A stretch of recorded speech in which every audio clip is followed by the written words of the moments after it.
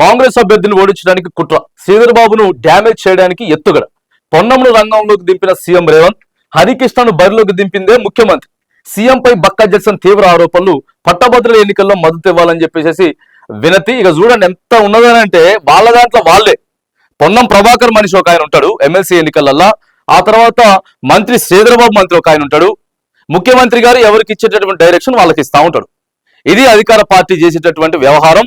అక్కడ ఉన్నటువంటి ప్రధానంగా కరీంనగర్, ఆదిలాబాద్, మెదక్, నిజామాబాద్ జిల్లాలకు సంబంధించినటువంటి ఎమ్మెల్సీ ఎన్నికలు, టీచర్స్ ఎన్నికలు ఈ నెల 27వ తారీఖున జరగబోతా ఉన్నాయి.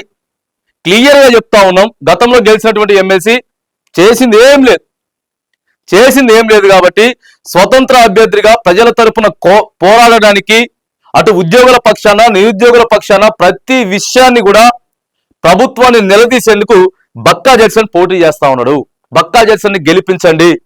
అక్కడ ఓటు హక్కు వినియోగించుకోబోతున్నటువంటి 3 లక్షల మంది చదువుకున్నటువంటి ఓటర్లు ఎవరెవరైతే ఉన్నారో విజ్ఞప్తి చేస్తా ఉన్నాం. ఇగో ప్రభుత్వం అధికార దాహంతో, ఆ తర్వాత డబ్బులతోటి, వీటన్నిటితో కూడా ఓటర్లను కొనేటటువంటి ప్రయత్నం చేస్తా ఉన్నది.